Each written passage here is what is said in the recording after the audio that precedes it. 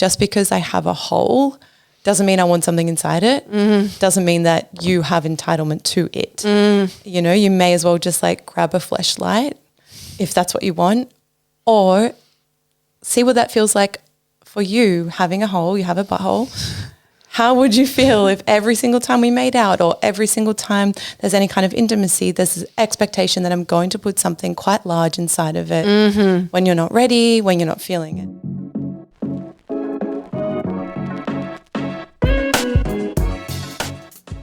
Yo, yo, yo, lovers. Welcome to Sex, Love, and Everything in Between. We're the O'Neills. You're here with Meg and Jacob. And this is the place we have really uncensored conversations about sex, intimacy, and relationships. We're super excited you're here. Enjoy this episode. Hi, beautiful humans. Welcome back to Sex, Love, and Everything in Between. I am super duper pregnant. But I'm glad we are here and we're sneaking this interview in before I give birth. I have the beautiful Kiki Maree with us today. Welcome. Thank you. Thank you for having me days before. But I'm glad this worked out because we were going to do it a few days ago and then you had something on and I'm like, well, if I'm still pregnant, you just texted me this morning. I'm like, well, I'm still pregnant, so come over. Let's go. I only really met you in person a few weeks ago through our friend Eleanor. Many of our podcast listeners would know Eleanor. She has some of our most loved episodes. She's been on here teaching us about blowjobs and licking pussy. Yeah.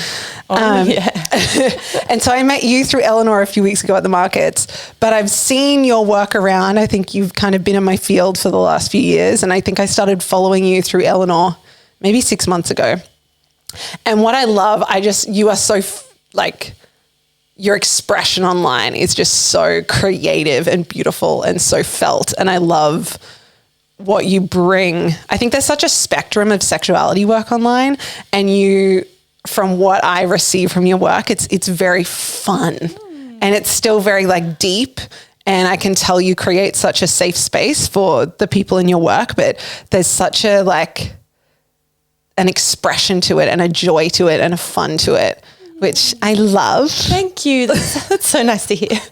Which is so you too, meeting you in person as well. I can just, you're very effervescent and very bubbly and definitely. Yeah, 100%. I feel like one of the things that can come with this work is kind of the idea that we have to learn and grow through pain and struggle and dive into the trauma. And while all of that is really relevant, we can also learn through pleasure and play and fun and connection. And it doesn't always have to be super heavy. Yes. It's so interesting because I did my sex coaching certification through Layla Martin. Oh yeah, cool. And at that time there were a few other people in the online world that I was feeling into doing their work. And one of the reasons why I chose Layla is because she was so fun, and she is so fun and joyful. And I think sometimes I'm so here for the shadow work and the depth and to go into the darkness. But sometimes I think there's particular teachers that are let's go there and let's stay there. It's 100%. No, let's go there so then we can liberate more joy and more pleasure and more ecstasy and more of the freedom. Yeah. And I think that's almost my my compass for when I'm looking for a teacher as well. It's how much joy can I see you hold in your body? How much joy can I see you being able to express in your life as well as all the other things as well? Yeah. Yeah, me too. I feel the same way. I would love to hear how, and I feel like I'm going to be getting to know you through this experience as well.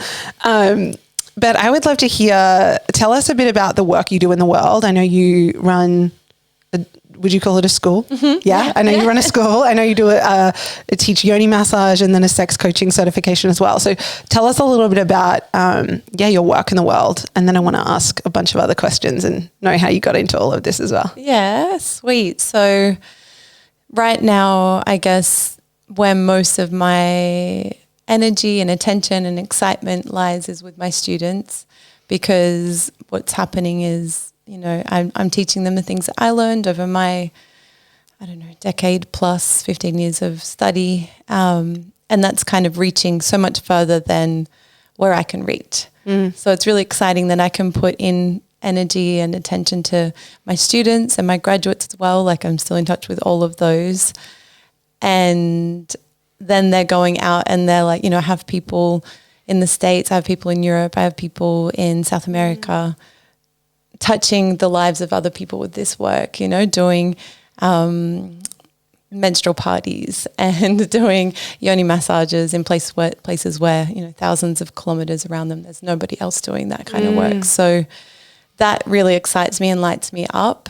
I have the sexological bodywork sort of component of my school, which is focusing around pelvic health, pelvic awareness, pelvic massage, and mapping. And then I have the coaching sort of aspect of my school, which is, supporting people on their journey in their sexuality, wherever they're at. Mm-hmm.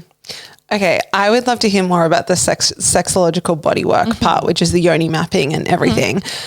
Tell me about how you first got into that. Did you have your first experience with receiving that, or tell us more about that? And then I'd love to hear about how you teach that and how that can support. Yeah. So the very first experience I had with yoni massage was with a lover, and it was a more, tantric approach than what I teach and what I share now and what I later learned. But it was still the goal was just like to be with my body and to be with what was present in my body, and to not force anything, to not have any expectations. It was just being with my body. And that was the first time I had ever been touched by a lover in that way, where I didn't feel like I had to orgasm or I had to feel aroused or I had to do anything but just be present with my body. And that stayed with me, and that was a really beautiful experience. And then I started, I don't know exactly where on my journey I started looking into many different aspects of sexuality, going into the teachings of Kwadoshka and going into sacred sexuality and then getting into kink. But somewhere in all of that, and then also academically, somewhere in that I found more practitioners that offered a more therapeutic approach to yoni massage. That wasn't the tantric. It was just to heal, just to connect, just to get into my body. And in one session in particular, in that sort of part of my journey, I had, one moment where I was writhing on the massage table in so much pain in my G-spot area, like kind of almost screaming and just like, wow, like, okay, hello, pain. Like this, this isn't something that I even knew was in my body. It wasn't like it was like a really strong, firm massage. It was just kind of like a normal massage. And after that experience, I was able to access pleasure in my G zone, and I had never felt pleasure there before.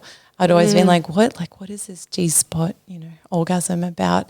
I don't feel anything. Like either it's pain or I need to pee. And then afterwards I was like, whoa, what is this? This is incredible. So I started seeking out different teachers, learning sort of many different modalities to do with yoni massage, because everybody sort of does their work differently. And I kind of brought all of those different teachings into my own modality, I suppose, where I wanted to go ahead with what I felt was like the best of what I had learned. And it's kind of just evolved and grown since then. And that was like 8 years ago. Wow. Now? Yeah. Wow. Yeah.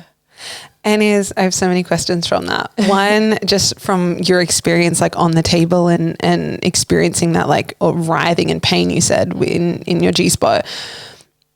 After that experience, is that something that you were consciously aware of, like what your pussy or what your G-spot was holding on to in that moment, or what that was? Or in your work, is it more just feeling it in the moment, or like being with the sensation and not necessarily having to be in the story of it? I love that question. It's so good, because it's all of it. It can be, boom, like I'm pinpointing where this is coming from right now, and I'm sort of speaking to all of the experiences that I've had and shared with other clients since, or it could just be like, this is a physical thing that just needs to be released because there might have been an injury, or someone might have rolled the ankle, so they've been favouring one hip, favouring that ankle, therefore an imbalance in the pelvis, and that's sort of referred into the pelvic diaphragm. Or it could be there's been a holding of the nervous system, a tensing within the pelvic diaphragm, because when we're in fight or flight, or when we're in sort of flight mode, we tuck the pelvis under, ready to run. And so when that happens, all of the pelvis is responding and the pelvic diaphragm is getting tense and tight. And we're sort of chronically in that sympathetic state in our fast-paced culture. So it could just be a holding pattern of an overall dysregulation in the body. Or it could be this is connected to, in this moment, to a specific point in time, an experience that we had. For me, it felt ancestral. It felt like I was storing and holding tension from abuse that's happened in my family, and it wasn't my own. So that's what that particular moment was for me, the really painful experience. And and sometimes it's something that can be like feel really not connected to our sexuality. It might just be a feeling of betrayal of self, or a betrayal of a friend, or something that we've just held in this area, as we kind of know the hips store a lot of our emotions, and we really feel that when we do connect in with our body, when we're doing things like yoga and breathing and stretching and being present, it can bring a lot of things up. And if we haven't dealt with things, they tend to get stuck in the body. And I love that you said, like, after that experience and meeting that, like, on the massage table, you were then able to access deeper levels of pleasure. Like, that's just such a huge part of the way I teach and the way I live as well, and my own experience with my pleasure. I was having good sex and good orgasms before I kind of went on this path. But it was really interesting to me in my own journey with like self-pleasure, and even like, my own yoni massage, like self experience, like beginning to unlock things that I didn't even know were there in my pussy. And,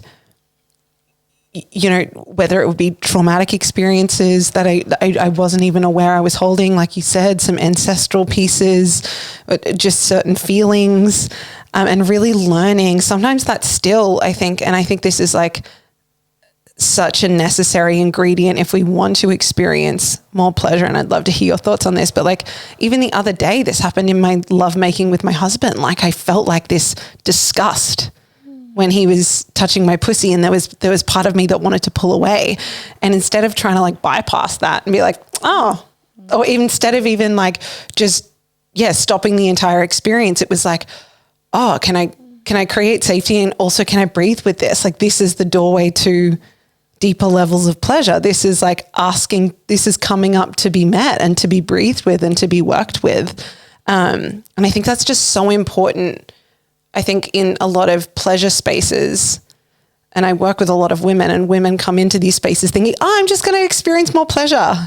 But it's actually, sometimes it's like deep contraction, or your disgust, or your shame, or these different pieces that have been stored in your pussy, in your body, that it's necessary to meet in order to liberate more of the pleasure and the ecstasy and the deeper orgasms and all the things. Acknowledgement.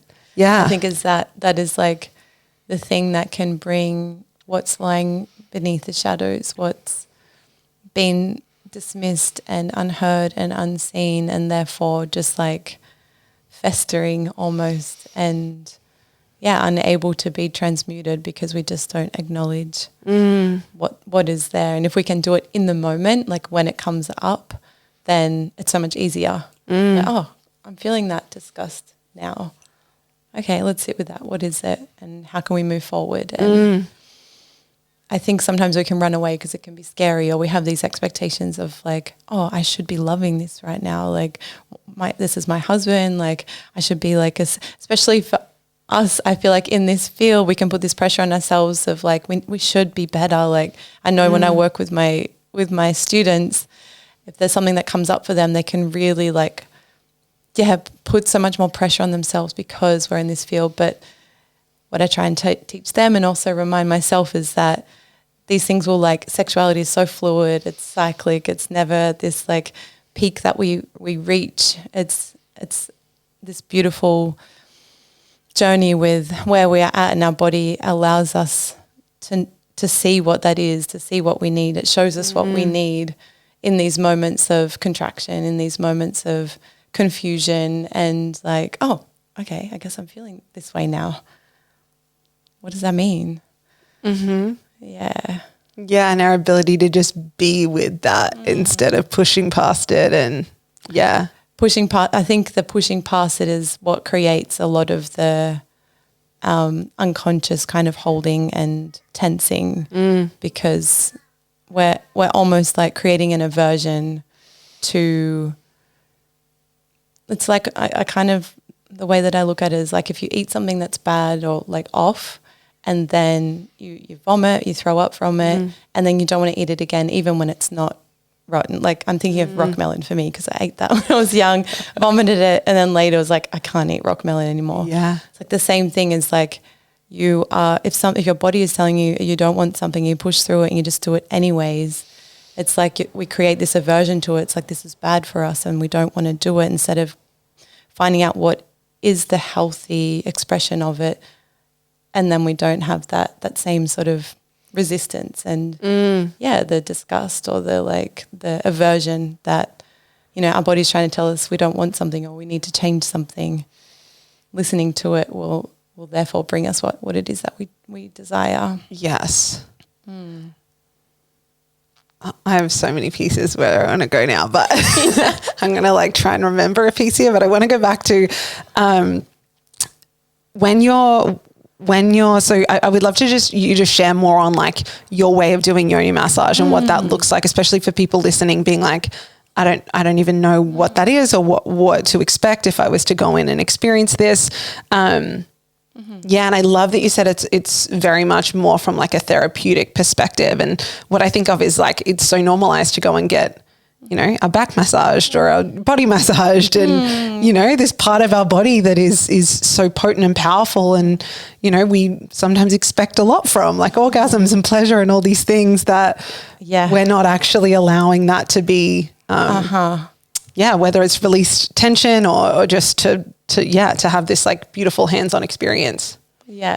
I really love the way that you put that. There's this like expectation from it, and then also like, kind of like it's ignored in that like, just like whack a tampon in, like, and I don't know, like in my youth, I was definitely like just shoving tampons in and just like ripping them out and like, that feels a bit uncomfortable. Oh, well, like get on with it, you know, like, there's so much going on in this part of our body, and it's actually an incredibly complex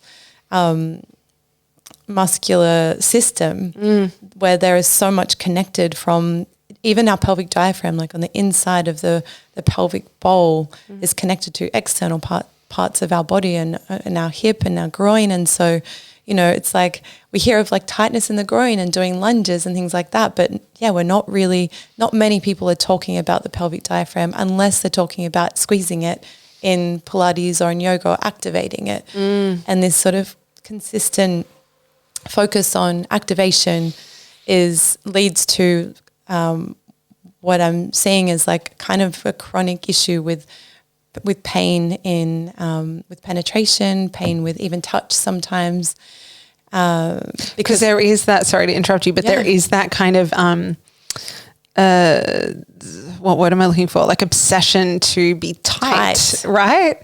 And to where that's a tight pussy isn't necessarily a pussy that's going to offer us the deepest pleasure or the 1,000,000%. Our healthy pelvic diaphragm can tighten and can also soften. It can have the full range. So it's like this muscle here, that's a muscle right now. It doesn't look like a muscle, but that's a muscle when it's like nice and soft. Our pelvic diaphragm should be able to be like this. But then if you tighten it, look, suddenly it's not flip. And for anyone listening, I'm sort of using the underside of my arm as an example. That's a really healthy pelvic diaphragm muscle, it can contract and it can expand. And yeah, this focus, this obsession on a tight pussy and tightening, you know, and also there's a lot of fear around incontinence as well. But what isn't really commonly known is that a weak pelvic diaphragm can also be due to it being hypertonic, due to it being too tight. Yeah. And yeah, we have the terminology of pelvic floor, which is also kind of,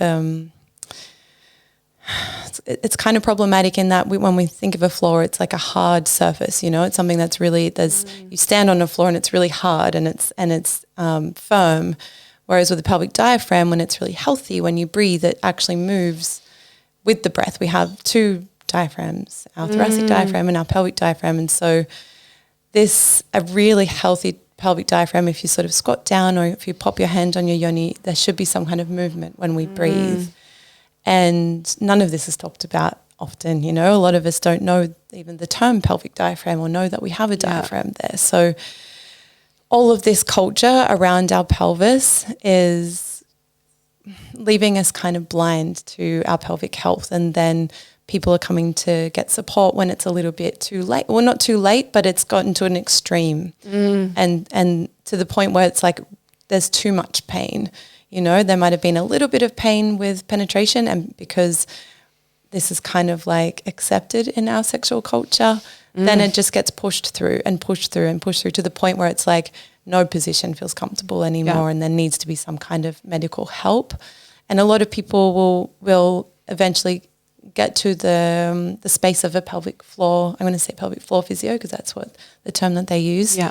Which is great. You know, it's so great we have pelvic floor physios. It's amazing. It's in the medical system. It's accepted. It's fine if you go and get a pelvic floor physio treatment. The only thing is that it's a little bit limited, and pelvic floor physios that are really good at their work will also know this, and is that, you know, it's bright lights, it's you're in and you're out, it's very clinical. It's not, you're not there having emotional processes. It's very anatomical, and therefore sometimes with some people the improvement is a little bit slower or not as holistic as it could be. Whereas with a yoni massage, we do take time, we do process emotions, we do really like allow that space. In saying that, I think that they're both necessary. Pelvic floor physios are amazing in that they can use an ultrasound on the outside of the abdomen, lower abdomen, or and they can see what's going on internally. They can see the pelvic diaphragm and its health and see what's actually going on with it. So so people who have vulvodynia and vaginismus where it's like there is no touch happening, this is like a way where we can sort of go that really like slow, gentle approach. And so that, you know, there are many options, and they're all really important.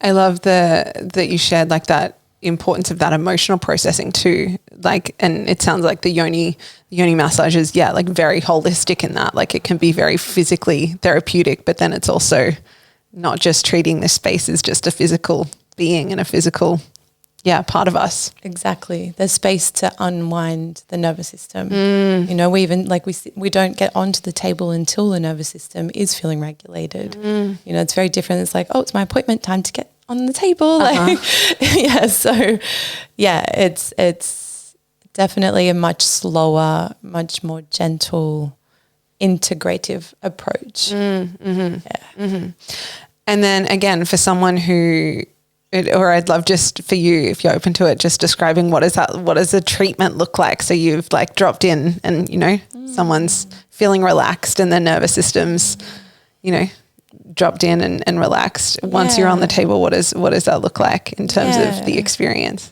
So we do massage of the body as well, just mainly focusing on areas that will help continue to soften and open. So we do some jaw massage, some breast massage, some lower abdominal massage, some groin and hip lower back massage, and some ankle massage. And then we start with external massage of the yoni, and it's always sort of, I'm going to assume everyone knows what yoni means. So we're doing kind of like it's very communicative when we get to the yoni. It's incredibly trauma informed, so that And when you say communicative, you mean you communicating a lot with whoever's on the table and a lot of consent and a lot of checking in. Exactly. Yeah. 100%. And also getting them to communicate as well. But yeah, definitely more so the practitioners checking in. You know, how was this pressure? Would you prefer this stroke or this stroke? Would you like to stay here longer or would you like to move on? Next, we're going to move to this area. So letting them know. And that way they're also mapping out where we are in their anatomy because some people don't know. You know, they're getting potentially, you know, for the first time ever, that sort of biofeedback of like, oh, that's what it feels like to be touched here in this way. And I'm sure, sorry to interrupt you, but I'm sure that, again, I work with a lot of women and I think one of the biggest pieces in sex for women is not we don't have a culture where women feel safe to advocate for themselves and vocalize. Exactly. Right. So I'm even just seeing how healing that is when, you know, it's like permission or almost you're needing to vocalize, you're needing to speak into the space right now whilst you're being touched, how healing that can be for a woman. And 100%. And how, you know, I think if a woman doesn't actually begin to advocate for herself in the bedroom, probably even after a yoni massage, these kind of things can probably reoccur. And, you know, that advocating for ourselves and speaking our needs is so fucking important. 100%. Like one of the things that I've noticed multiple times with people after they've had a session is that they will have different experiences with their partners or lovers or new lovers from sort of that moment onwards. Yes. Because this could be the first time in their entire lives that they've ever felt like they were worthy of taking time, of having agency and over their body, of not feeling as though there's just entitlement to their body and that they owe something, and that they're actually allowed to feel into, oh, is this okay for me? Is this right for me?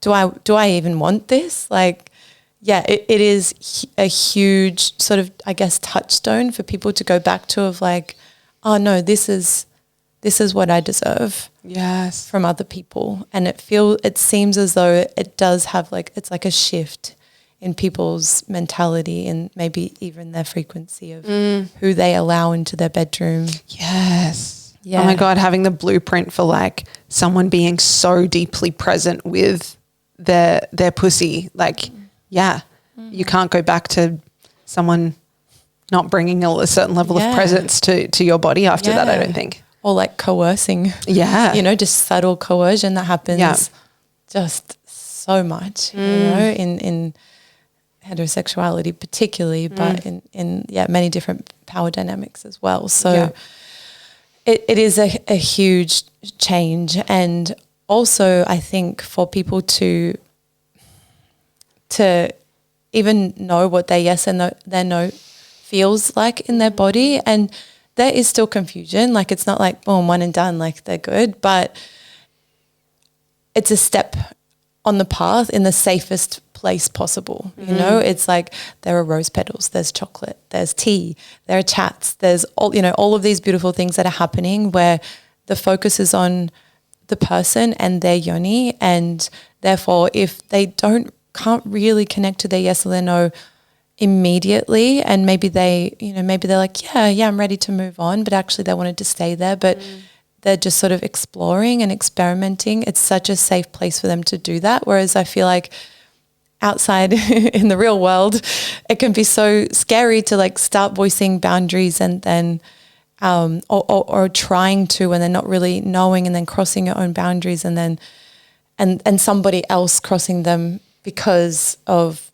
not feeling sure or certain. So it feels like it's a really safe place for people to not necessarily get it right and perfect, but to go, okay, I had that experience and now I know for sure that's a no. Yes. If that makes sense. Because totally. it's so nuanced. It's such an individual journey, and where somebody is at it doesn't always seem it's not always apparent, and it's beautiful to be able to explore that in safety. Completely. Yeah. Okay, go on with where you were talking about before around because I interrupted you. Yeah. No, that was a great interruption. So we're going step by step. We never want somebody, like I try to set people up, there's expectations up that we may not even go internally because we don't want to push and force this just because you're here. We just want to be with what your body needs right now and stay with that. So, I let them know how much time I have, how much time, and check in with them to see what works for them. And then we sort of work within that container. And I think I just love, one of the things I teach in my work too is like never, for women, like not letting anything penetrate you before you're ready. And I think that's like a mind-blowing concept for a lot of women, which is devastating. But a mind-blowing concept. Like so many women, even, it makes me emotional thinking about it, but like so many women, like not even knowing that they have the right to like, oh, but if we've already started sex and like, oh, it should, it always has to lead to that. Or if I stop feeling it, like I don't, like I'm not allowed to not have, him inside of me or something inside of me. And I think that's just, again, something that I'm such an advocate for. And I think this would be such a huge part of yoni massage. And maybe if someone goes, oh, damn it, like I thought there was going to be some kind of internal, but then there wasn't, like, but that's such a beautiful lesson and such an important lesson of like, it doesn't always end up there. And in fact, that's such an important thing that, if we have a pussy, to be able to advocate for that and like, actually, I don't want anything inside of me. And know that's actually really important. And I've felt this in my own, sexual experiences that leads to deeper levels of pleasure. Oh, yeah. When I'm listening, when I'm such an advocate for my no matter when that is, that is, and if I override that, what is, and I'm sure you can speak into like what that does physiologically when we're like overriding our no, and like what that does to the, the pelvic diaphragm and our ability to experience deeper levels of pleasure. Yeah, well, we're certainly not going to feel the pleasure we would if it was a yes, right? It's going to be forcing, tensing, bearing down, pushing. Like there's such a different relationship to when, we're all puffy and engorged and like it's going to feel, it's like, fuck yeah, get inside me now versus like, oh, I don't feel like it. I'm not wet. I'm not engorged. I'm not in the mood. I feel stressed. I'm not open and surrendered. And then to feel like, okay, now I have to try and make this at least enjoyable for me as well, or act like it is so it's over really quickly, which is such a go-to for so many people. And this is why, some people don't even want to make out with their partners because they're terrified that that's going to lead to the expectation of penetration when they just don't want it. And like, this is a kind of a vulgar way to put it, but it's the thing that just comes to my mind all the time is like, just because I have a hole doesn't mean I want something inside it. Doesn't mean that you have entitlement to it. You may as well just like grab a fleshlight if that's what you want, or see what that feels like for you having a hole. You have a butthole. How would you feel if every single time we made out or every single time there's any kind of intimacy, there's this expectation that I'm going to put something quite large inside of it when you're not ready, when you're not feeling it. Like, and that's why I feel like male body people who do anal play have such a good understanding. I am Jacob and I talk about this all the time. Like we are such advocates for if you're having sex with a woman and like, anal play is so important, like for him in our experience, like to have a deeper sense of reverence of what it takes to open and be ready. Yes. And like how much presence that takes. And yeah, I think it can be very game changing for a man to experience that and then be like, oh, that's super fucking vulnerable. Yeah. That's so fucking vulnerable. Yes. And yeah, I'm all about that. 100%, 100%. And I feel like some people might like potentially think, oh, but the anal play, like there needs to be so much preparation and so much time and effort. Hey, same. Like, we take so much longer to become engorged especially if we're not like in the zone. Like we can't just drop out of like go, do to like surrender and like female boner. Like it can take 40 minutes, you know, for some people sometimes. And so that same amount of time and dedication should be given to our bodies and our pleasure. But I do feel like because in heterosexual dynamics with male, female body, it's almost like we do the golden rule of like treat each other how you want to be treated. But it just doesn't work because our anatomy is different. And we need more time. Yes, and thinking, oh, he's got a hard cock, that means I should be ready.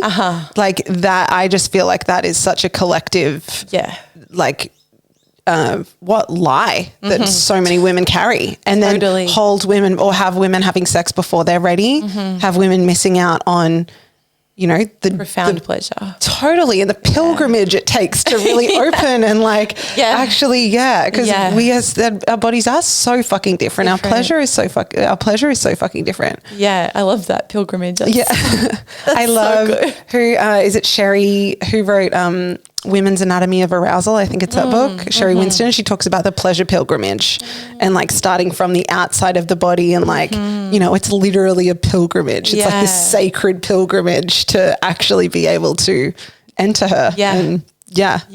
So good. It's beautiful. So yeah, I mean, with Yoni massage, we're not going into the erotic, we're not going into stimulation. It's very much seeking sensation with touch. Is there pleasure, pressure, pain, or numbness? If there's pleasure, we map it, we acknowledge it. We're like, oh, yay, thank you, pleasure. I let them know where we are, where that pleasure was, and then we move on. Or I check in, you know, are we ready to move on? We might take a couple of breaths there. If there's pain, we stay with that part of the body until either it shifts or it feels like it's time to move on. It doesn't always shift with massage.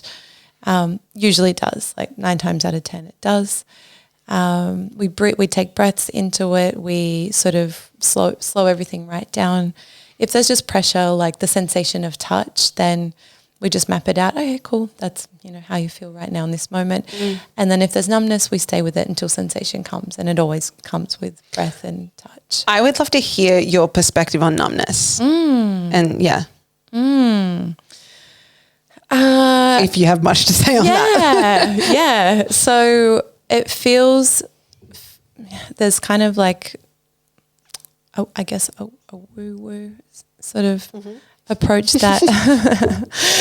Give us all of it. Give us the woo-woo, give us the... So it feels to me, particularly with the cervix, it feels like armor.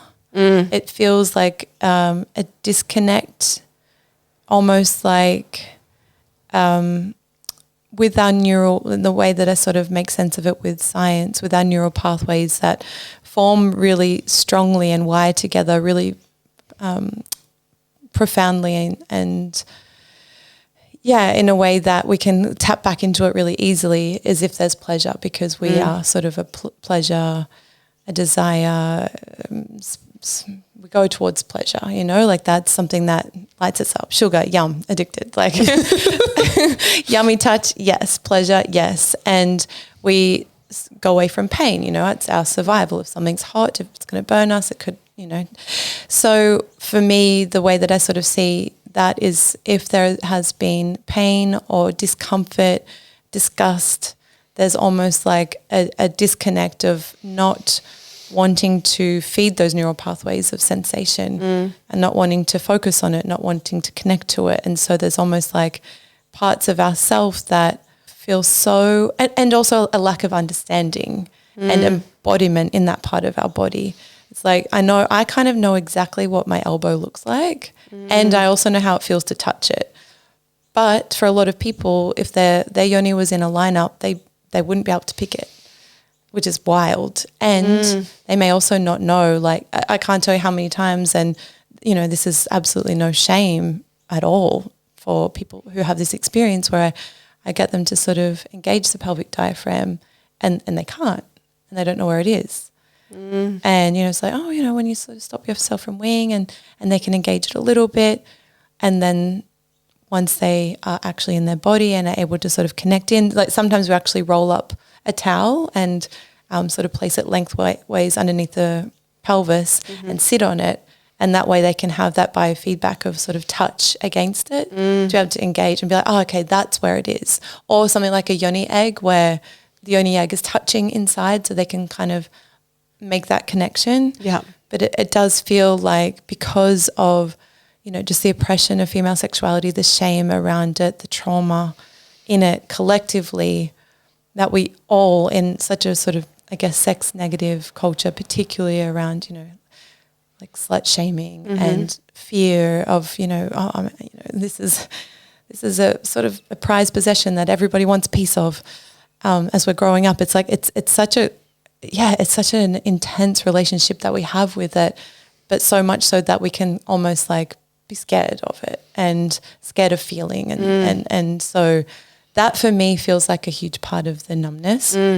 It can also be from lack of blood flow through the fascia and through the muscles because of a stuckness and a stiffness and a tightness, and so all of those nerve fibers aren't getting bathed in the blood and aren't all yummy and juicy and soft and supple, and so there's not much sensation there. So when we start doing massage and bringing that blood flow in, moving the muscles, getting movement in parts that can get quite stuck and stiff, then sensation can come. So those are, I guess, my two understandings of numbness in the I love I really feel you in both of those, and I love just the way you put it then. It's like so many people would not be able to pick out their yoni in a lineup, like so true. And that almost like disassociation with this part of us, and what we were saying before, it's like such a disassociation from this part of us, but then we get into the bedroom and it's like, oh, give me pleasure and give me an orgasm and give me all the things that I want. And it just like the way we relate to this space, like culturally, obviously, like it doesn't make sense the way we like disconnect from it, but then expect so much from it at the same time. We're expected to be this like down to fuck, like sexual orgasmic being that's just like ready for sex any moment. But from like a very young age, we're like told, close your legs, like that's something that's dirty and embarrassing and shameful. And there's almost this like from like, I remember being told to close my legs so young. And there's just this like wiring of our nervous system of this like pattern of holding of like, oh, close, this is bad. Like this is too tempting. This is too, this is like also disgusting, like hearing these these words that have been used to describe how a yoni smells, how a yoni looks.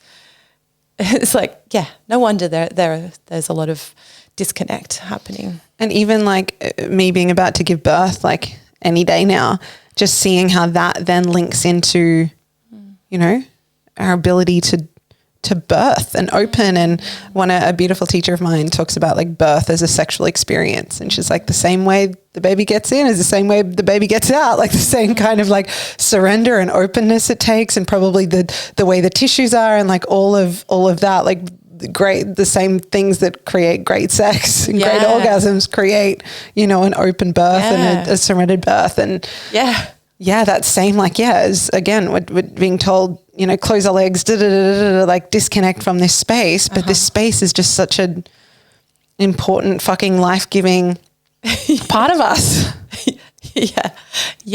And they're all so different, which I think is really cool. So I remember like my first, I guess, 5 to 10 yoni massages, just being like, whoa, how is this so different from the last one? How is this one so different from the last one? Like there's, like we're talking about like the obsession with tightness. Some people just anatomically are smaller.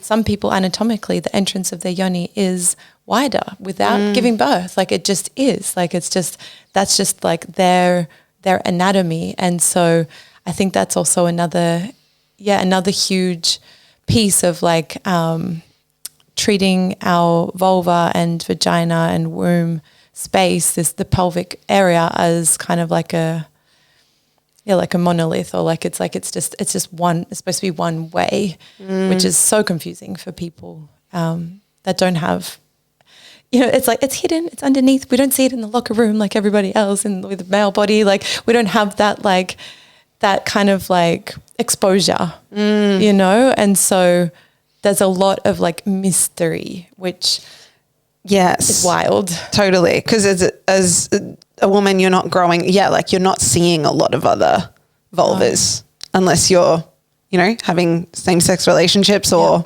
seeking it out. Yeah.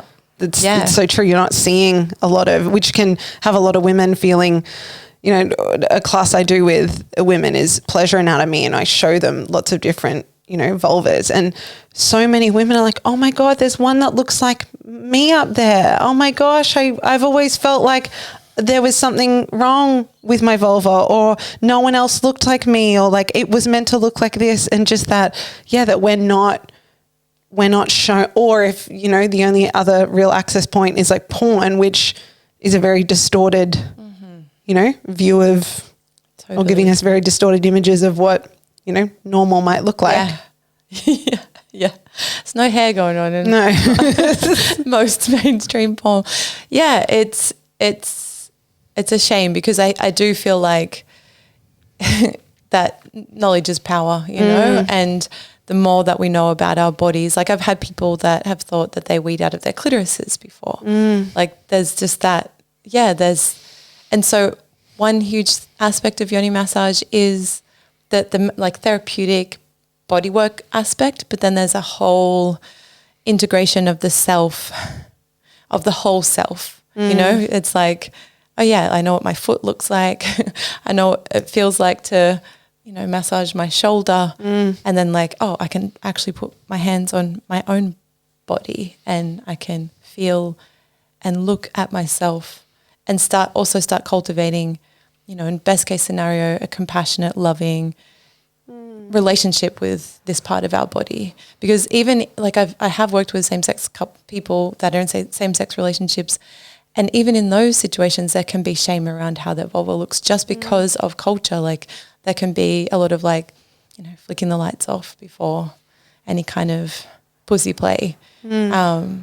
And yeah, it's ubiquitous. Like it's now we're slowly starting. Like we had this law in Australia, I think it still exists, where in soft porn the inner labia had to be like reduced to a single crease. So the only inner labia that could be seen in soft porn was almost no inner labia, essentially. And so that was in our legal system. I did not know that. Yeah. I'll send you it's and that's wild. still I think so. I don't think it's changed. Last time I checked, it hadn't changed. Yeah. That's wild. Yes. Yeah. That's the way it had been interpreted. Like the language is quite kind of vague, but it was interpreted to be, okay, well, cool, in soft porn that we cannot have like inner labia showing because there would be more creases. Yeah. So that's the culture that we're kind of coming from with porn, along with many other problems. Yeah. So that's the external. Yes. If we have time, so we massage, we start getting to know the yoni, we do inner labia. If the inner labia is, you know, it's plush enough to hold, then we also massage it sort of in between the fingers. If not, then we sort of do more stroking and holding like we do with the outer labia. And then with going internal, this is, I guess, the most important part of the session, where it is all about that feeling for the yes. And also for the practitioner to really allow the client to listen to their yes and to not question them, because I think what can happen is practitioners can get kind of caught up in like, fuck, like that seemed like it was a no, but they said yes, and I don't want to re-traumatize them. But then if like we're going in like questioning people, then that's just like gets them in their head. And so I really encourage my students to, in the beginning, sort of say, we'll do a double check-in and set them up for a double check-in in multiple scenarios. So it's not like in that moment they're like, yeah, I'm feeling a yes. And then the person's like, are you sure? And they're like, oh, I thought I was. Like, so yeah, we can do little double check-ins here and there, bits of like parts of the body. We're always asking for consent pretty much when it comes to any of the genitalia. It's also really important, actually, before we go anywhere, we get into boundaries, because a lot of people aren't connected to their boundaries yet and might be like, yeah, no, I've got none. Let's go. Like, I trust you. And I kind of have to sit with them and say, I know you trust me and that's really beautiful. Like, you're here, but let's still like explore it. So for me, if this was me, I would say, I don't want this. I do want this. I need to know this. And I give them some examples, and then we sit with their boundaries as well. And then, you know, let them know that that's not set in stone, that it can change, you know, as we go through. Like, something might come up, which is really, really beautiful to see them say, oh, actually, I think I might need another blanket, you know, like, and not just like put up with it, put up with feeling uncomfortable. Yes. And then if it's a yes, then we go into the Yoni, and then we explore the Yoni-verse, and kind of like the same what we do with external, we're doing this similarly internally, and we're working with muscles and fascia internally. We do G-spot and A-spot exploration. If we can reach the cervix, sometimes we can. We also do some work with the cervix.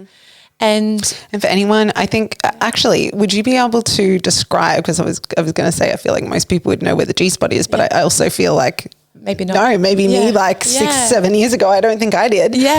So would you be able to describe for someone where the G-spot is and where the A-spot is? Yeah, so on the anterior wall of the vaginal canal, so the sort of front side that would be, you know, kind of pressing against your bladder or the front side of your body, just sort of from the inside of the entrance up until around about an inch, we'll say, is the G zone. It feels like the ridged part of the top of your mouth, and everybody's different for this area. So some people can feel a lot of pleasure, like right at the entrance, whereas some people it's like midway back, and other people it can be a little bit further back.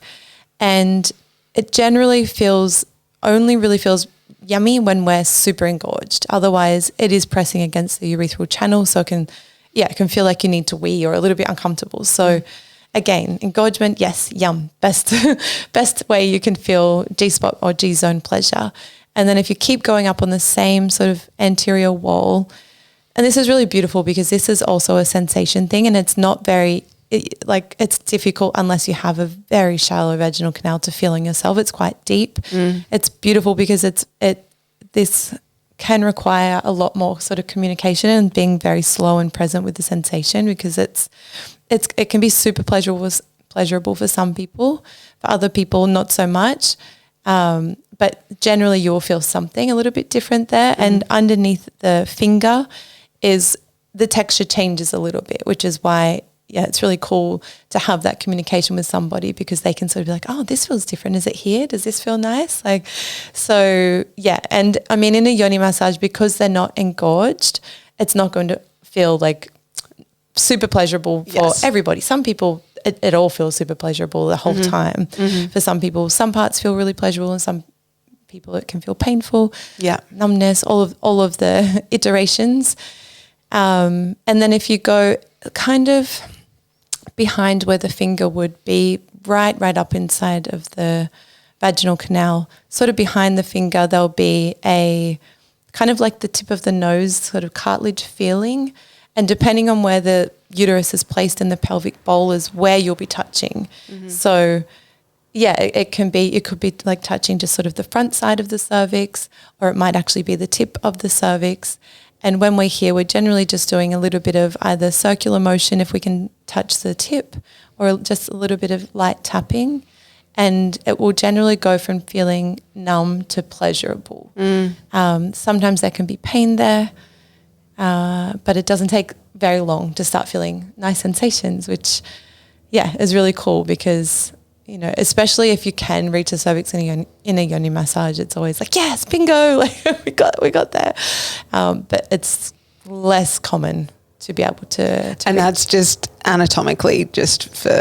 Yeah, exactly. Yeah. And some people say, you know, in different parts of the cycle, it can change, you know, if there's, a lot of sort of blood in the uterus, it might be a little bit further down in the vaginal canal. Sometimes I've had some clients pop their knees up if they feel comfortable. So it sort of like squishes it down a little bit. But yeah, some people anatomically, their vaginal canal is super long, and some people it's quite short. Some people might have had a little bit of prolapse, some different stage of prolapse, so it might be easier to reach as well. And then we kind of finish there. And before we do all of that area, we go around kind of like a clock. So if you were to look at the yoni, 12 o'clock would be where the G zone is. And then we'd just sort of go 1 o'clock around to 11. 1 and 11 o'clock are kind of like ridges along the side of the G zone. And then the muscles are kind of 10 o'clock till 2 o'clock. And there are different muscles, like there are superficial muscles right at the entrance, and then there are muscles deeper inside. And yeah, we kind of just sort of work the muscle in the way that feels the best for the client. So some people kind of like a rhythmic stroke, some people like a press and hold, or like a combination. If there's pain, they might be like, oh, actually, let's try and do this for a little bit. And then, and I will feel it sort of release and soften underneath my finger. And then at 6 o'clock is the space that is best to work on when we are preparing for birth. This is the 6, 7, and 5 is kind of along that perineal spine. Yes. And like an internal massage in that area. Yeah. Internal and external. So with external, we do the perineum, and we'll do a little glove swap because we use gloves with the yoni massage after we do the perineum before going internal, because we just want everyone to feel like, okay, cool, there's no like poop anywhere. We don't want that going inside. Not that I don't do any anal release, but I do recommend it. It's awesome to do on ourselves. But yeah, so externally and internally on that area is it is like super recommended for preparing the body for birth. I only do it as a practitioner either pre-birth or in the sort of the last weeks of the third trimester. And sort of 6 weeks before birth is what I recommend people to start just doing a little bit on them with their partner. It's kind of hard to reach on yourself. Especially with a big belly as well. Yeah. It's not definitely nowhere near as comfortable. When I do it with a pregnant mama, we do sort of like it's a different setup because we've got to kind of prop them up on cushions so they're sort of seated versus laying down on their back. And there are a couple of different really awesome. So we've got the muscle and the fascia that we're relaxing and releasing. We're bringing blood flow. It's so nice and healthy. None of that numbness, none of that disconnect. Like we're really in that part of the body. And there's also, like we were saying before, with the surrender and letting go and relaxing, we use those kind of words in a yoni massage to start sending that, having that psychosomatic connection of like blossoming. I love using the word blossoming.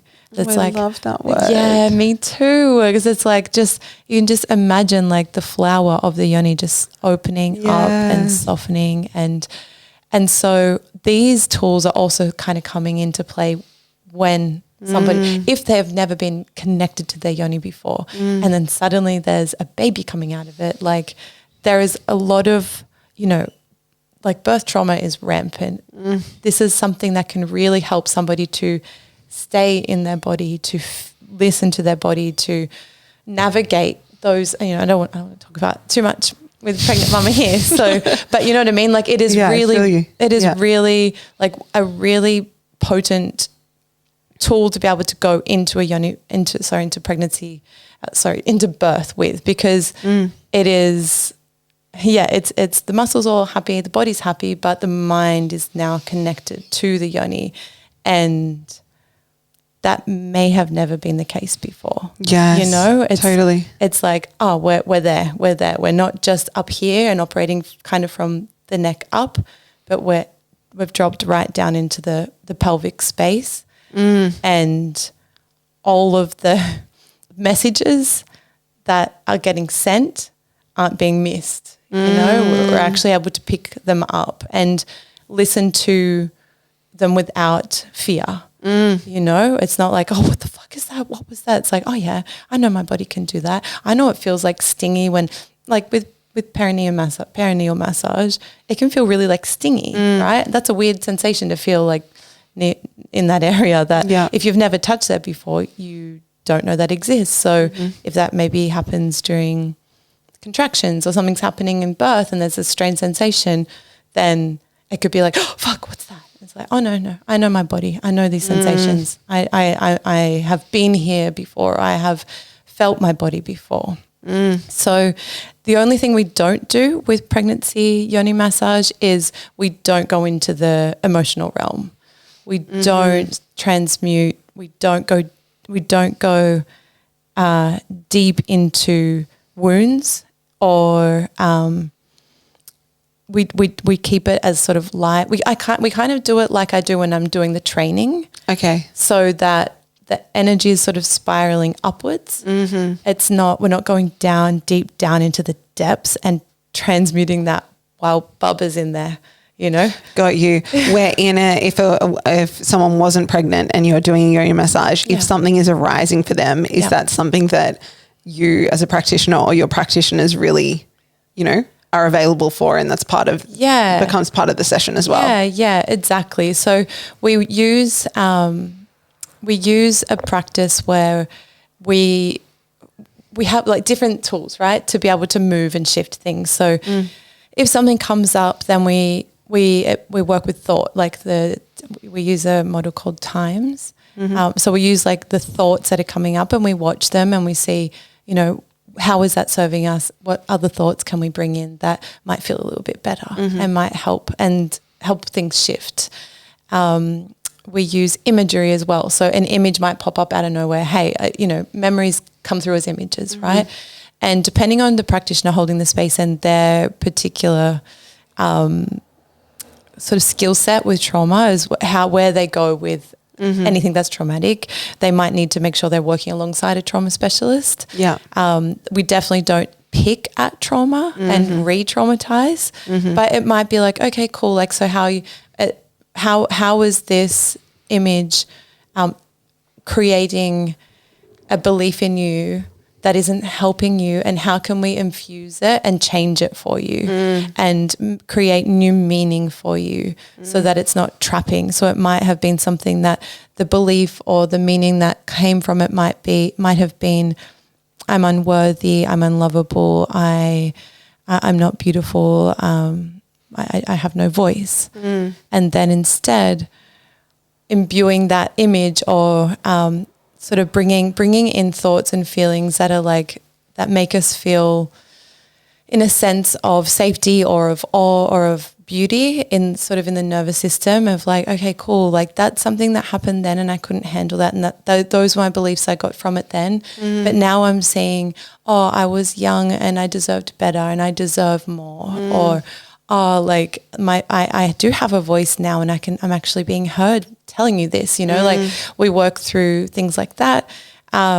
We work through movement. So if something's coming up for somebody and it feels as though like the stress cycle wasn't completed, they might need to like do some kind of movement, like a dog like shakes out after like they get annoyed at something. You know, or a baby like screams or like throws a tantrum, like kid throws a tantrum, like, get it out. They might need to do something like that. They might need to like push somebody away that sort of came in, you know, cross their boundaries. So we might use some movement. We might work with the emotions. So like what emotions are coming up, what color are they, where are they in your body? And we might watch them change and shift, or we're using the sensations. So what sensation, what color is that sensation, or what does it feel like now, or what does it feel like, you know, after you do this movement or this kind of breath, and sort of that, I guess, that neuroplasticity of pain reprocessing where the interpretation of the sensation can start changing when we start watching it and creating space around it and not having fear, because the fear can feed the pain. So so yeah, that's I kind of forget how I got into that those methods, but that's kind of what we're working with. Beautiful. Yeah, I was talking about because you were saying with a pregnant woman, you're not necessarily going to go into the depth of any emotional trauma or anything that's coming up. Yeah. What would you say to someone who's listening? Obviously, like a hands-on experience with a practitioner would be the ultimate, but would you also suggest if someone's listening and like, oh, can I start to explore this on my own body, or I would love my partner to like, you know, even just me, like I love what you were saying at the beginning, and this has been game changing in my own experience in my, you know, marriage, to just have my husband lay his hands on my pussy without, you know, expectation. And a lot of the time it's me having the expectation. He's good at releasing the expectation, but that can come up for me a lot of like, I'm like putting pressure on my pussy to orgasm or take me to a certain place. So, you know, it's so beautiful as part of our intimacy sometimes is, just him, like this happened the other night, him just massaging my pussy and just being with it. And yeah, I'd love to hear what you suggest and how, if someone's listening, is like, I want to start this, would you suggest them exploring their own yoni first? Yeah. I think if somebody is going to see a practitioner and they don't have any kind of phobia of touching themselves, because some people do suffer from that, then I think that they should do a self-yoni massage before going to see a practitioner. Okay, and why would you suggest that? Just because of that connection? Totally. I think like, I mean, while it's, you know, likely going to be one of the most beautiful and reverent experiences of somebody's life, of being held in that way, like it is by another woman or female-bodied practitioner, and just being held, like, oh, it's just so amazing. At the same time, you know, going in blind, there could be some unnecessary nerves that are there that might not be there if you're already feeling connected. And so it could just start that regulation, nervous system regulation a little bit earlier, so that you're going and being like, yeah, cool. Like, I know my body, how to look, you know, how it'll feel.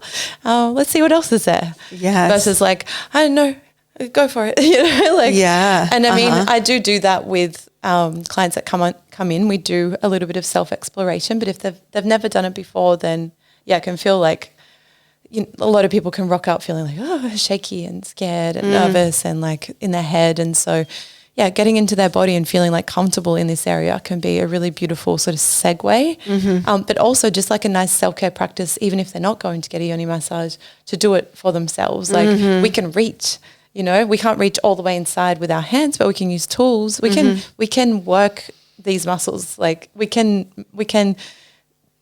have like that power, even just like the softening. Like just now I did it because I'm getting all excited. I was like softening. Oh yeah, softening. I just felt my pelvic floor soften and relax and open. We have so much that we can do to maintain pelvic health and not, you know, need to then get to like a dire circumstance of really intense pain and then with a lover, I think, you know, you and I are very lucky that we have lovers that are like they're super open-minded and connected, but there are so many lovers that aren't, and so I think that can be really tricky to be able to have that experience with a partner, potentially without them having an understanding first. So completely. I recommend to do a lingam or pin or cock worship ritual on them first, so that they can see, oh, wow, that's really beautiful. That's really special. Or that's what she wants, or that's what she means. Kind of like that show, don't tell kind of thing of like this is what's possible and this is what I would love. So I think that's, cock worship in that aspect is amazing for ourselves as well. It's like, it's amazing for our partner, but it also is like creating the space for us to receive the same kind of devotion.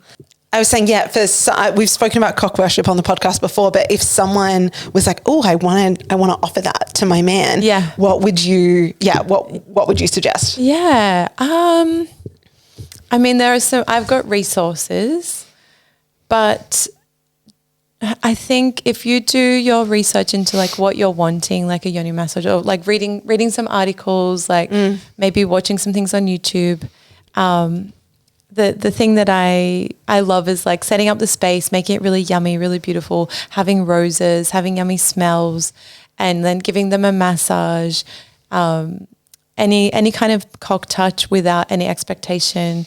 You know, it gets hard, it gets soft again, it gets hard again, it gets soft again, all the while like saying really beautiful things about their cock. And then just like having a cuddle afterwards. So then they can be like, oh, okay, that's possible. That's beautiful. Like I've had partners definitely cry and just feel so different in their sensuality, I guess is where it's sort of shifting into their sort of sensuality and energized, and like it's kind of like a little bit of like a mind-blowing moment where it's like, oh, okay, like it's not like porn. It's not like the movies. Like there's actually so it's like the what like endless possibilities of how we can touch and adore and appreciate each other's intimate touch that doesn't necessarily need to be erotic. Oh my gosh, yes. And I think for like culturally for men, there is, and I know this was the case for my husband, it was just like, oh, the only time, I think even more so often for men, it's like that, oh, the only time I'm touching this is to, you know, pee or to, you know, quickly jack off. Yeah, like totally. Right. And I know that can be such a healing, something that we, as if we're in a heterosexual relationship, we as women can offer our man like almost like open the doorway for them. Totally. To be like, look at what is possible. Or like, let me offer you this gift where I don't need anything from you. Yeah. And I know that there's, and I like what you said. It's just like, I don't think there has to be, or when I've practiced lingam massage, it's like, it's not as if I'm like following, okay, touch here first and do this. It's like, I'm just going to massage his body. You don't have to go straight to the cock, but massage the body.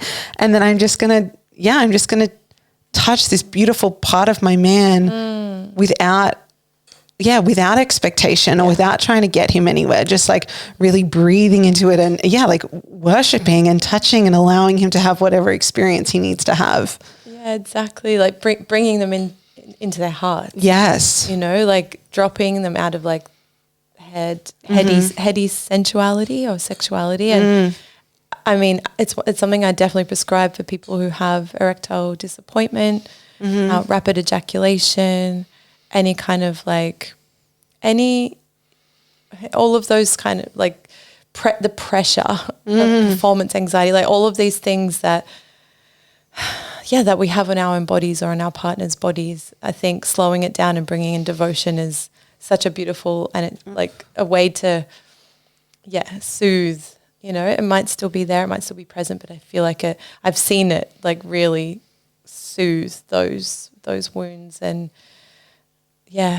the hurt that can come from that as well. Like there's so much shame around, like there is a lot of shame around vulvas and female sexuality, but there's so much shame around male sexuality and penises as well. Like even just like hiding their boners or like quickly jerking off before their mum walks past their room or whatever, you know, like hide it. This is so like embarrassing and shameful and gross. And so these moments where we slow down, it's like rewriting the narrative of their body, their cock, their sexuality, their virility, you know, it's and they can have soft cock orgasm, you know, they can have non-ejaculatory orgasm. Like there's so many things that are possible that can't be experienced in those like, porn style sex scenes that is like the go-to for, yes, I would say that most people. Totally. And just what you said about, you know, Jacob and I have had so many conversations around that, like for a lot of, you know, young men or boys growing up, their first experience of their body is like, how quickly can I do this? How quickly can I get this thing out? How quickly can I have this experience so that I don't get caught? Or like Jacob and we've spoken about it on the podcast that he didn't have a lock on his bathroom growing up. So it would be even more like how quickly can I do this thing? And he did a 14-day self-pleasure challenge years ago. And it was this like total rewriting of like him just feeling all the parts of him that thought it had to happen really quickly and like rewiring here, and just like so many, we do as women. But I think just having also that perspective again for heterosexual women to be like, oh, our men, like this is such a gift when we slow down with our men as well. Because I think I work with so many women, and this is like one of the deepest yearnings of a heterosexual woman in relationship. In the bedroom, it's like, I just wish he slowed down with me. I wish he, could offer my body more presence. But also it's like, are we offering his cock presence? Are we being slow with him? Are we like really, offering the depth of our presence? Because that is so healing, even though he might not be asking for that. That can be so deeply healing for him as well.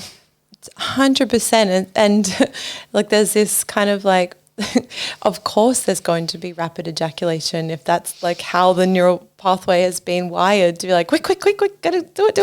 And it's like, but actually like they actually want to be like swimming around in there for hours. But it's a very well-worn pathway when, like I was saying, when it comes to pleasure. It can require work and effort. It's like the way that I kind of think of it is like you're going to the beach, you go the pathway that everyone walks, and it's like a really well-worn pathway. There's the ocean there, and you're like, yes, like there's the ocean. I can see it. So easy to get to.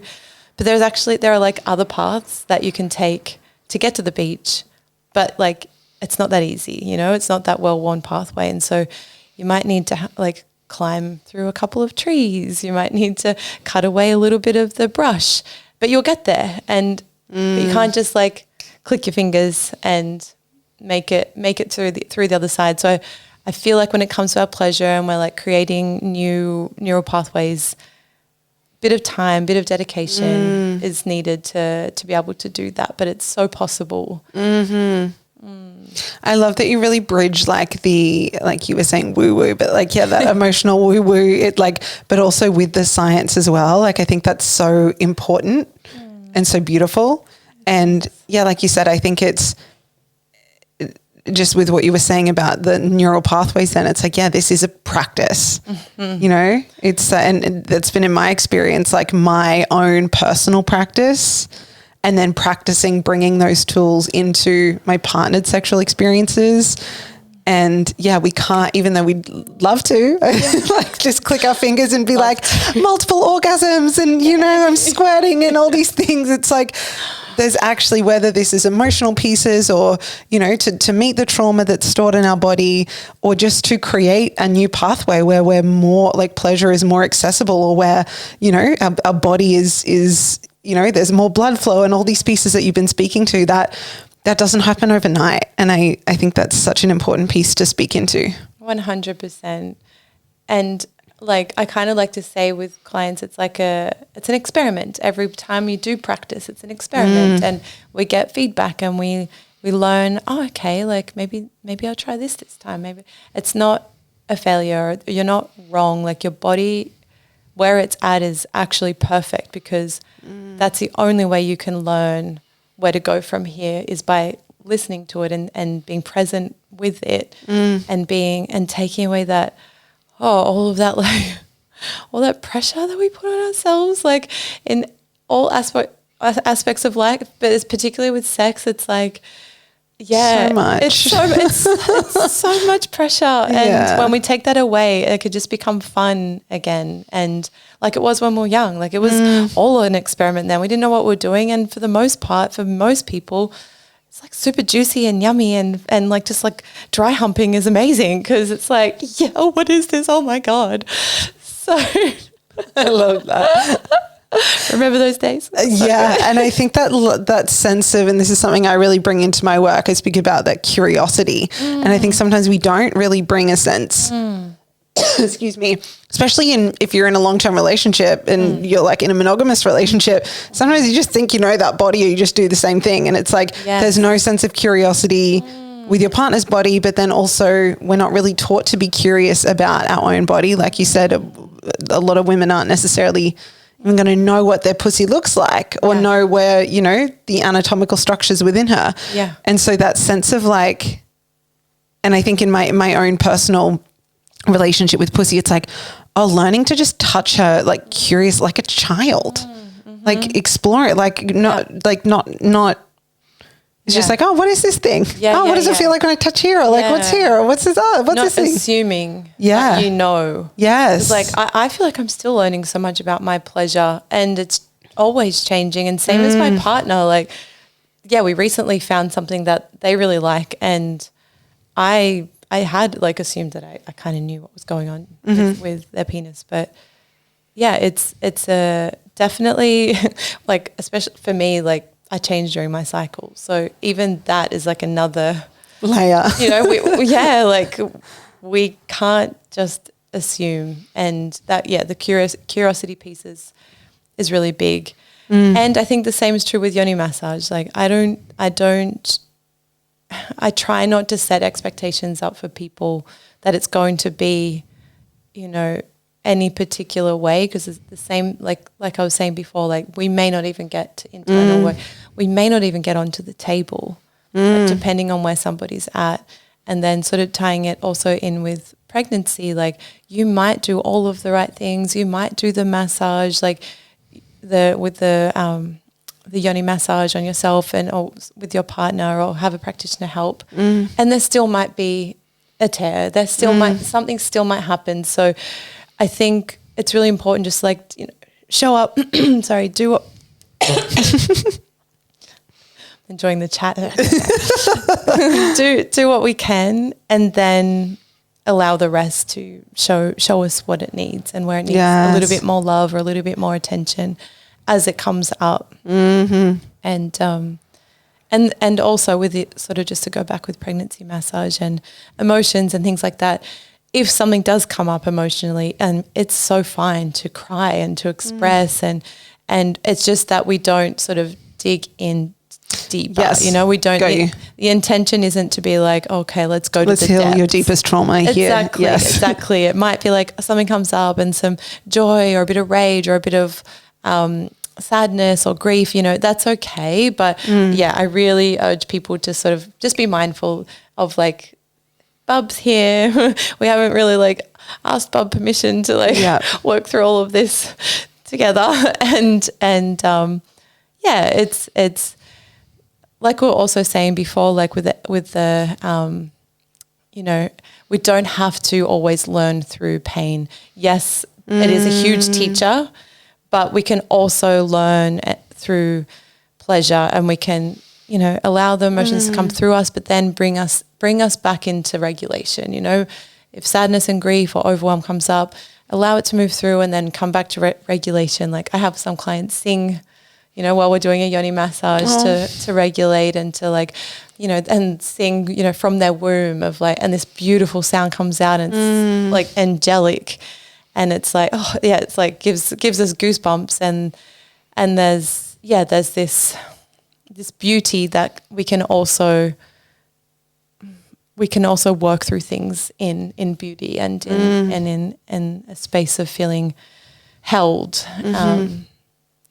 I think that we kind of come full circle talking about like that joy and and I think that that's such an important piece in like the coaching space and like just the healing space, to really see the power of like healing through joy and healing through pleasure. And that can be a choice sometimes, right? Or it like, you know, to have the ability to go into the depth and the darkness, but to choose to come back, because it can sometimes, you know, that can kind of be a loop that I see people kind of staying in, and it's like, okay, I'm down here and let's go again and let's But it's for me, the way I live and the way that I really teach is like, we meet all of that so that we can liberate ourselves into deeper levels of joy, and we can, hold deeper levels of pleasure and liberation in our body. 100%. So it's to be able to, choose to come back to that place. Yeah. Yeah. 100%. And I think that I feel like Yoni massage is a beautiful place for that, because we have cacao together. We have like a little bit of it. We don't go too deep into things that come up. We have like a call afterwards. Okay, cool. Whenever, an integration call afterwards. But it's just so yummy and so juicy, and they're like covered in rose petals, or they go and have a shower and like wash the rose petals off, and it's like, it's ceremony, It's not just like, you don't just go in and get your pussy massage and you're good. Like it's a whole beautiful process that I feel like everybody deserves, either with themselves, set up some roses and chocolates yourself and do some beautiful work like on yourself, or be held by a partner or a practitioner. Yeah. A certified practitioner. Yes. Not one on Tinder. Not one on Tinder. No. Yeah. Are there people on Tinder being like, I am a Yoni masseuse? Yeah. Wowza. Yeah. I did a whole video on it the other day. Like, no, don't do that. The Wild West out there, some don't say. Okay, before I would love to hear, like, for you to share on how to find you, how to find a certified practitioner as well. But anything else you'd love to share about Yoni massage or anything before we close up? I guess something like just as additional tools for your pelvic diaphragm. I love that you're bringing that in, because that was something I wanted to circle back to, because you're like, there's lots of tools. I was like, bring us the tools. Yes, tell us. So when you're doing your like stretching and yoga and things like that, really allow yourself the time and space for releasing, and maybe even like bringing in some intentionality around it of like, let's make sure I do some hip openers, and I do some lunges, and do some happy babies or pigeon, or, all of those. They all really help with releasing and relaxing. And then you can also do a little bit of like, you can sit on the, it's kind of hard to explain, but you can sit on the ground and like walk forwards on your butt. Yeah. If you can kind of imagine that, kind of like a dog like drags its I was just imagining, kind of like that's what that. I was imagining. You could do that. Actually, doing it on a seat is easier. I tried both ways. On a seat is easier, so you just sort of sit right at the back of the seat and then just walk forward. Or you can get somebody to massage, or you can massage on yourself, sort of like the underside sort of the sits bones. Like got there. you. Yeah. That can really help release. And there are some special, they're called Franklin balls. Yes, I had one of those. Yeah. As long as it's a nice and soft one. Yeah. Yeah. You want to be really careful. You don't want to use like a hard, like a tennis ball or something like that. You want to specifically design ball for pelvic diaphragm release. So you can sort of sit on that. You can sit on a rolled up towel, like I was mentioning before, and then doing some like mindfulness practices of, if you do your Kegels, make sure, don't do them if you have a hypertonic pelvic diaphragm or like pelvic floor, like really tense. That's the last thing you want to be doing. And that would be if someone's experiencing a lot of pain during sex, you would say, exactly. And if you are, like, I do recommend to see a pelvic floor physio to be able to see like exactly what's going on. They're going to be able to help you. But then also working with a therapeutic Yoni massage practitioner for many different reasons, as we just kind of covered. But if you're doing those exercises, making sure you do focus on the relaxation aspect. Yes. Okay. Because a lot of that time it's focusing on the, the contraction, the engagement, but not the release. Exactly. And that's being said over and over again. Like if I go to a yoga class or a Pilates class, I hear nonstop, engage, activate. Yeah. Like, that's why so many people that do Pilates have problems. So so really focusing on relaxing, softening, using those words, softening, blossoming, imagining it sort of like melting like butter with touch, like I'm feeling that already. You're feeling it? Yeah. It's just those words. Yeah. They're powerful. Yeah. Those words are powerful. Yeah. We say it over and over again in a yoni massage because you can feel it. And how much, for me, like how much what feels like my entire nervous system is connected to, my pelvic floor and like my pussy. And when I do like, like focus on that relaxation. Everything relaxes. Totally. Because that's going back to that flight response. It's ready. We're ready to run. But if we're relaxed, then we're like, oh, okay, cool. The body it's letting us know I'm safe. I don't need to run anywhere. I'm safe. So you can actively be, obviously other vagus nerve practices and things you can do that can help you to do that, sounding and different breathing practices. But just blossoming, softening, opening the pelvic diaphragm is another way to let us know I am safe. I feel good and regulated. So those are some really great practices. You can use self-massage tools. To get a little bit deeper, like internally. And then like jaw, like releasing, relaxing the jaw, doing jaw massage. And even like internally between the molars at the back, sort of right at the back, there's the muscle that you can feel that's connected in with the jaw. So doing like most of us can do this on our own bodies. And the jaw and the pelvis are interwoven, and I'll notice a lot of time if there's tension on one side of the jaw, tension on that side of the yoni. Wow. So really taking that power into our own hands and being proactive with it, because it is important if we're wanting to have yummy, healthy pelvic diaphragm to be mindful, because a lot of our conditioning has been sort of against that, the closing of the legs, the shame, the tightening, activating, pushing through sex when we don't want it, even if it's just because we're tired and just doing it anyway. All of these things add up. You spoke about yoni eggs earlier. Is that a tool you use or you teach on as well? Yeah. I wouldn't recommend it for anyone that has a hypertonic pelvic diaphragm. So if they're struggling with tension and they're needing to more focus on massage, releasing and relaxing.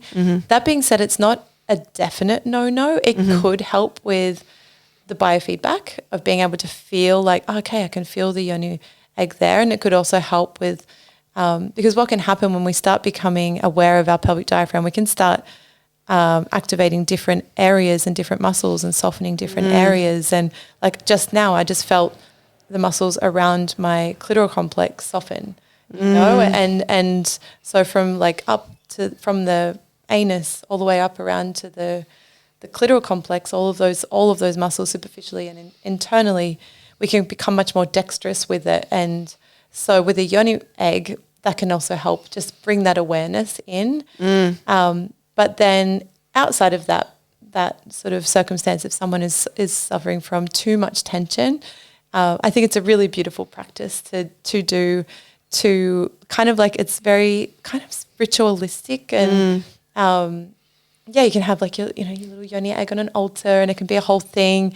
And I find that is, I don't know, it feels like it can sometimes help to, if we actually do it, it's not just sitting somewhere collecting dust, it can help to bring in that practice that maybe we wouldn't do because we have something to use, So I think it's really awesome for that. There are many beautiful practices you can do with it. And it's also nice to penetrate without, because what can happen when we're using the yoni egg, it can sip in. The yoni can sip in, and you can feel that like that without force or pushing to. And so I feel like that's a really cool way to start having that as a habit or as feedback of like, oh, that's a yes, like I'm feeling like the sipping in. And so that's a really cool kind of like physical, visceral experience of like the yoni egg just suddenly disappearing inside the yoni. Like, yeah. So I think that's really beautiful in that way. What are your thoughts on how long to wear an egg for? Because I felt I've heard lots of different, and I haven't studied the egg that deeply. Yeah. But I've heard like some people teach, put an egg in and go throughout your day. But then I've heard things around that being problematic. Creating too much tension in the pelvic floor. Yeah, I've had different teachers. So my jade egg teacher is like that. She'll just kind of like put it in the morning and wear it all day. Yeah. And I think like most days, not all days, like not while bleeding, maybe a break on the weekends or maybe just a few days a week. Like I remember it was very consistent with her. And then with obsidian egg, my obsidian egg teacher, it was a protocol over 3 months. Okay. And it was 3 weeks of the month, 1 week off while bleeding. And it was actually really intense, and I couldn't do that because obsidian it was a really intense Okay, and it was journey. Specifically obsidian. Yeah. Okay. Yes. How interesting. So there are only 3 eggs that I recommend that are like really non-porous. Yeah. I think the rest are fine if you make sure you like really, really clean them. Yeah. So I like jade, obsidian, and rose quartz. Yeah. Rose quartz and jade seem to be like interchangeable. So I feel like, with different, I've also heard of people using it just a few hours here and there, like pop it in, do a practice, pop it out. Yes. Like quite intentional and not just leaving it in there. I do feel like maybe different people need different things at different times. So this is a very like kind of like vague answer, but it's also kind of, I feel like a subjective experience and kind of unique to the person. So say they're experiencing, like they're really needing to strengthen their yoni muscles. It might be that doing that like longer is going to help them faster. Yeah. Whereas if someone's just wanting to have like stronger orgasms, so they're doing the more kind of Kegel side of things. Yes. Then it might just be pop it in, do a couple of the practices, pop it out. Because it is amazing. Like it can really awaken the subtler sensations, can feel more like alive, even like without it in afterwards. Totally. I haven't used an egg in a while, but when I first started using them, like I would just put mine in and go about my day. And the amount of pleasure I would feel throughout my day was insane. And just that, like I call it like mind pussy connection, like being able to actually, like you were talking about those neural pathways actually being like, oh, this is what it feels like. This is this thing you're feeling inside of you is touching, your vaginal walls and just like having my awareness be in that part of my body. Yes. So that was a really big part of, my pleasure journey to begin with, just for that like awareness and like mind body connection. Totally. Yeah. I love you sharing that experience because I do feel like it's so subjective and unique, but that is like, I think one of the most beneficial things that can come from it for people who aren't connected to their yoni is that they can actually feel it. And if nothing else, like that's amazing. Yeah. But yeah, I do feel like it's one of those things where it's like feel into your yes, your no, like what feels right for you, making sure that you're listening to your body, being very present and intentional, keeping it super clean. And then like also feeling the yoni and feeling like, oh, how does it feel before doing a practice versus after? How soft is it? How much can you relax it? And then just sort of taking it day by day. That's what I would recommend. For me, I can't use them super consistently for very long for different reasons. But when I was sort of learning, I had to sort of push my edges and push my limits. And I think that they all had like positive outcomes. Yeah. Yeah. Amazing. One more thing that I just want to, you were speaking about the tools for the pelvic diaphragm. Would you also say that like even just like the breath, like awareness of the breath. I'm even just thinking in whether it's, you know, someone touching their own body or in partnered sexual experiences. And I'm just speaking from my own experience here too, like just like that awareness of like sending the breath down into my pussy space and pelvic bowl, I think shifted so much for me, because like where the breath goes, our awareness goes, and just being able to like, like being able to blossom open with those exhales. Yeah. Totally. Yeah. I feel like, so when I think I talked about it a little bit, squatting and then placing your hands over, if you can squat and if it's safe for you, not obviously while pregnant, but you breathing and feeling, like actually feeling with your hand the breath move is amazing, like amazing way to check in with your pelvic diaphragm. Okay, so just get in a squat position, hand cupping, and then Yoni, breathing. breathing. Okay. Exactly. And just literally feeling just like if you were to put your hands over your rib cage while you were breathing. It's the same thing. Yes. Yeah. Which can also even just be helpful, like placing your hands over the lower rib cage and giving it a nice deep breath. That can, sending. I also love that, like that your awareness going to where your attention and your breath is, and then that sort of energy flowing there. Breath, definitely an amazing tool. Breath, touch, sound, movement. Using tools for biofeedback and just be like, okay, cool, yeah, I can feel that. That's what that is. And then, you know, experimenting with squeezing, trying not to pee, in squeezing, trying not to poop, experiment in trying to like see if you can lift up your clitoral hood by just squeezing, you know, like not saying that you can, saying like that's kind of like, you know, using that as an imagination, like imagine a puppet show with your clitoris. Yeah. Also looking, like having a look at the yoni, having the look, even while having a climactic orgasm and seeing the contractions and just making that connection of like, oh, cool, like that's what is happening. Like those are my muscles. It's just so beautiful as well and yummy. So it's a somatic, whole body adventure. You know, we're moving down from like the mind into the pussy. Yes. Yeah. Oh, I've loved this conversation. Same. I would love you to share how people can find you, and then especially because you have a whole lot of students all over the world, like you said, who offer yoni massage as well. So if someone was wanting this or to find a certified practitioner, how do they find them? How do they find you? Yeah. Tell us. I would say the easiest way would be to go to my website, yonilicious.com.au. And there's a tab that says find a practitioner. Cool. And so, you click on that. There's also a directory on the Yoni Pleasure Palace so I have, cool. Okay. So I have all of my certified practitioners on my website. Yeah. But then on her website, there are certified practitioners from other people who have trained them. Okay, cool. Including yours, but even more. Yeah. Okay. Some of mine, not all of mine. Some of mine have signed up to that directory, but then there are others that I don't have. So okay, cool. Those are two really good resources. There's also on my website, if you want to learn, like if you're listening to this and you're like, I want to be able to do this, or you've had a yoni massage, there's on my website, you can find that there. I think it's like become a practitioner or something like that. Yeah. And then, so there's like a little drop down as well for if you're looking for a practitioner with the location and the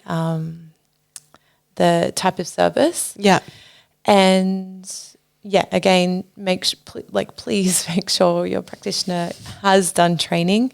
I wouldn't see a male body practitioner for therapeutic yoni massage. Yeah. I would for to get fingered.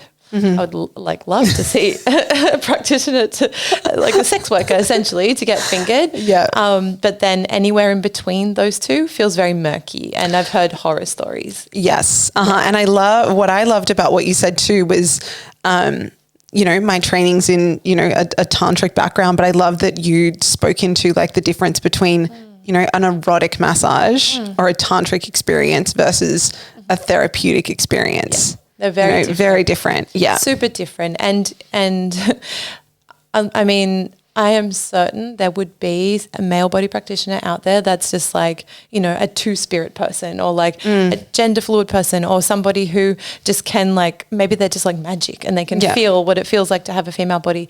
But like you can rest assured knowing if your practitioner has a female body and they know exactly what it feels like emotionally, physically, psychologically to have a yoni. Yes. And therefore they can hold a different kind of space for you therapeutically, you know? Yes. And that's where the magic lies, you know, being able to be witnessed in that so fully to the, you know, the maximum extent. So yes. Yeah. And I mean, maybe, you know, after you've had a session with somebody that is female bodied and you've like worked through everything, you're like, I want to see what this is like from a dude. And you're feeling like super empowered and like, fuck yeah, like this is like going to be fun, you know, then it would be great. But that initial like therapeutic. Yeah. Yeah. I don't recommend it. Yeah. You know, obviously everyone's free to do whatever they want and they can learn and they're on their journey, but I don't recommend it. Yeah. Yeah. And when does you train, when does your next training start? They're ongoing. Oh, cool. Yeah. Okay. So someone can join whenever and jump in. Okay. And it's all online. Yeah. So the sort of like, I guess, like the curriculum is all online and then we do an in-person intensive and then we do 2 months of supervision. So amazing. Yeah. Okay. Yeah. It's beautiful, very special. And I have somebody who is helping me. She's trained up as a certified training provider, Liz Gorga, and she's just like, I don't know if I could still do it without her. So I'm very, very lucky. Amazing. And then you also do your sex coaching certification. Yeah. Is that someone can join whenever as well with that? Okay, and cool. That one is all online. Okay, cool. All of that online. Amazing. Yeah. And Eleanor, who I said we met through and, you know, our glorious podcast listeners know Eleanor well. She did your sex coaching certification, didn't she? Yeah, exactly. Cool. Yeah. Amazing. Well, thank you for being here.